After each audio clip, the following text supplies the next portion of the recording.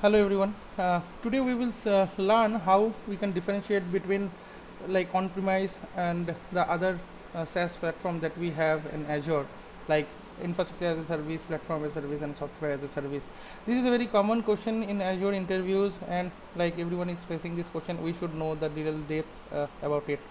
So basically, in on-premise, we will have to maintain all the components of a software, basically.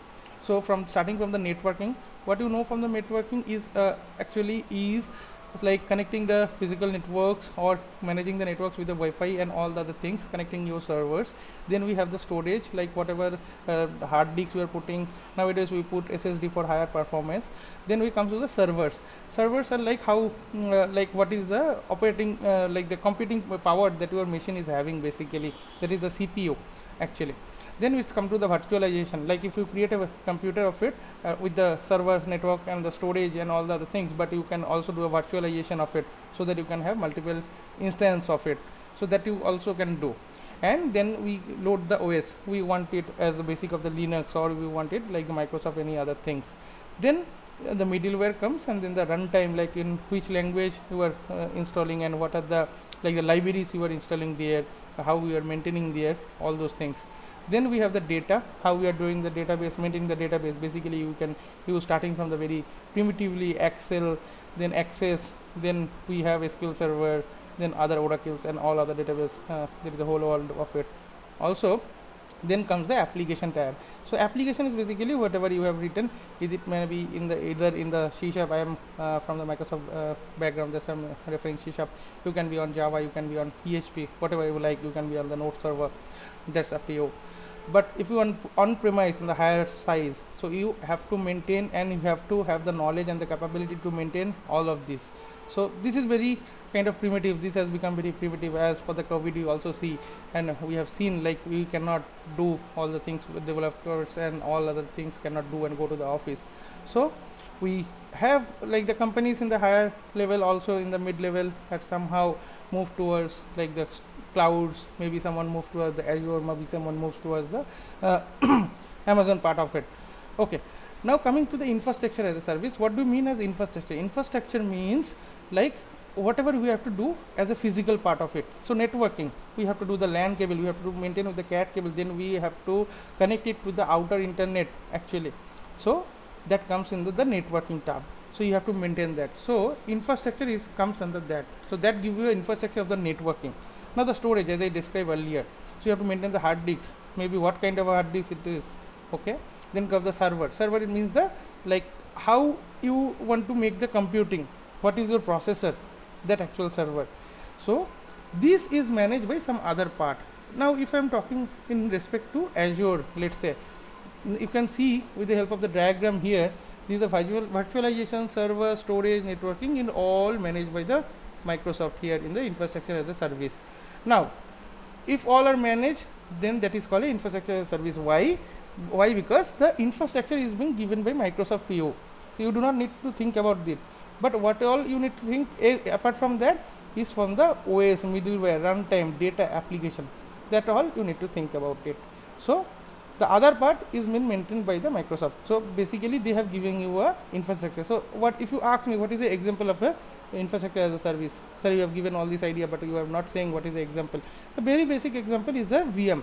So whenever we join any organization nowadays, we will be given a VM to do our work, right? So that if even if you leave the organization, maybe you have submitted the laptop to it, but whatever work, like whatever you have developed, it should be in a like a safe and sound VM. So you can log into that and can do all your stuffs there. It's like a virtual whole PC to you as a part of the from the given to your company. Okay, I hope this is clear to you. If you have any questions on this, please reach out to me in the comment section, or I will also give my email ID in the comment section also, so you can mail me there as well. Now coming to the platform as a service. Platform as a service means like all the other things, like the OS, also the middleware, also the runtime, whatever comes under the OS. Now OS means the Windows operating system. Maybe now you are having on Windows 10 or maybe a lower, whatever it is. So that Windows operating system is also there. Now the middleware means what? Middleware means the the library on top of the OS actually, that is also given to you by the Microsoft. Then the runtimes is also coming, like when you run a debugger program, that all are given to you. So all those software will be given to you, that is as a platform as a service. So if you say, so we can I have got a VM in which these are there, so how come?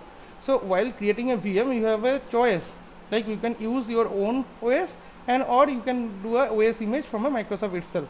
So if you are choosing a Microsoft itself, that comes under the platform as a service, that goes into there. And then if you are the middleware, you are adding it to it, that also comes into there. So if you like now choose to have that OS to be installed Visual Studio itself, you do not need to do it actually. You want it to be installed by the OS itself, or also you wanted to have the MS SQL server to be installed automatically in it. So you choose definitely that kind of OS to your system.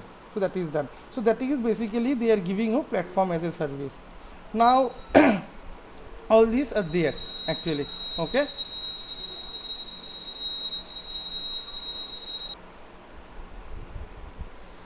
Now so basically we have understand what is platform as a service. So on a one note term, if you need to see, like what if you need to know, like what is a platform as a service. Platform as a service, like you have developed your application and you want your application to be hosted somewhere. You just need to be just supply the application whatever you have developed and connect the data.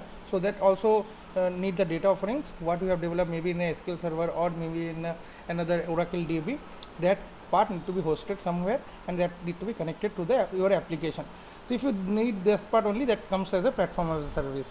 Now software as a service, if you ask what it is basically, you are actually using a software basically somewhere. Maybe you think about Facebook as a software, okay, it's a website but it is a software. You think about like that. You think like you are taking Netflix as a software, you are using that. So the whole application you are just using, you will not do anything in the application itself. You are the end user, and you take all the, you do not need to worry about all the things, you just need to use it, okay. Then it is a software as a service basically it you are doing.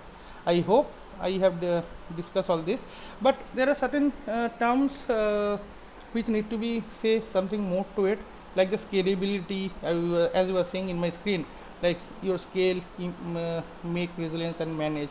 Okay, so what is scalability? That is another day to be, it is a very vast topic that we can discuss in another day, another video. But to be very true, when we move to Azure, scalability becomes very easy, and that comes with the infrastructure also in the platform. So that is also like horizontal scaling, vertical scaling, that kind of concepts are there, and that we will also can see in a new video.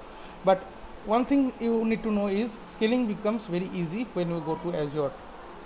Okay, that's all for now. Thank you. We will see more videos like this hopefully. Yeah, see ya.